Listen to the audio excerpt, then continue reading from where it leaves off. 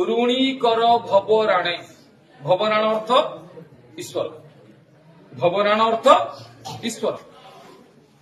ईश्वर को तुम्हें ऋणी कर दियो।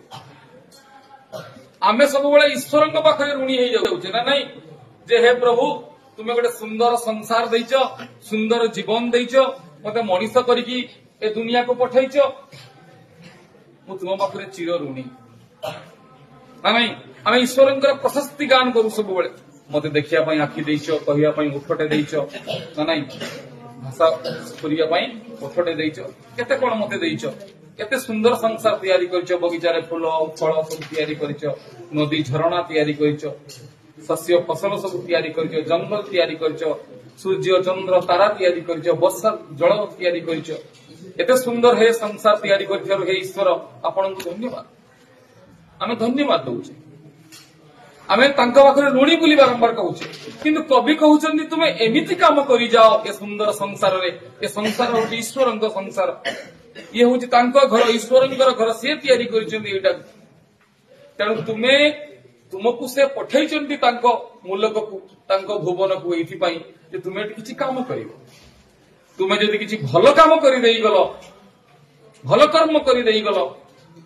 ताहले ईश्वर निकट में तुम्हें ऋणी रहा, ईश्वर तुम निकट में ऋणी रही ना नहीं। तुम्हें गोटे मालिकर कर्मचारी होगी काम कर, ठीक अच्छे, तुम्हें जीवन जाक मालिक पाखे ऋणी होकर रहा मत गोटे आपण कंपानी गोटे कम पाखे ऋणी जहा मो परिवार मु प्रतिपोषण कर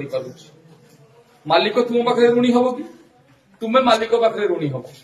किंतु मालिक केतेबेले तुम पाखे ऋणी हम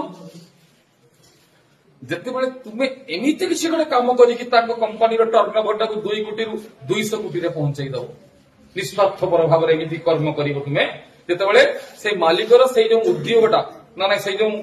कंपानी फैक्ट्री कहीपर जहाँ भी कहीपर शिल्प प्रतिष्ठान जहाँ भी कहीपर सेटा जितेबाला तुमको साधारण कर्मचारी हिसाब से चाकरी देइथिला तुम्हें एमती आइडिया खटेगी एमती कर्म करी निस्वार्थपर दिन राति काम करी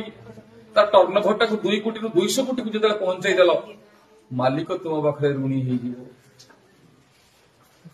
कथा बुझीगला तो। सेमिति ईश्वर तुमको पठे दुनिया को साधारण लोक भाई चलुचे बंचुचे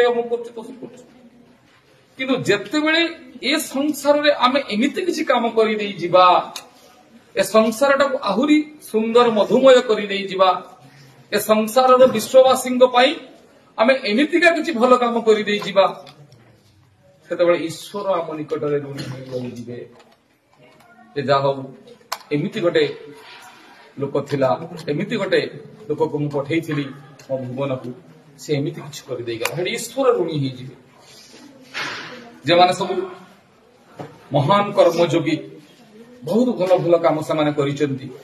ना नहीं ए संसार में जहांको पाई लोक मानकर जीवन बदली जाइछि भाग्य बदली जाइछि ना नहीं संसार रो अनेक किछि दुख दूरीभूत हो जाइछि जो मानक पाई निश्चित भाव में समान निकट में ईश्वर ऋणी थे। बुझिपार तो कवि कुंतला कुमारी साबत सही कथा कहते जे हे मनीष जाति हे मनीष भाई हे विश्ववासी हे नर नारी तुम्हें एमती किसी कर्म कर जाओ ऋणी कर भवराणे। भवराण मान ईश्वर, ईश्वर को तुम्हें ऋणी कर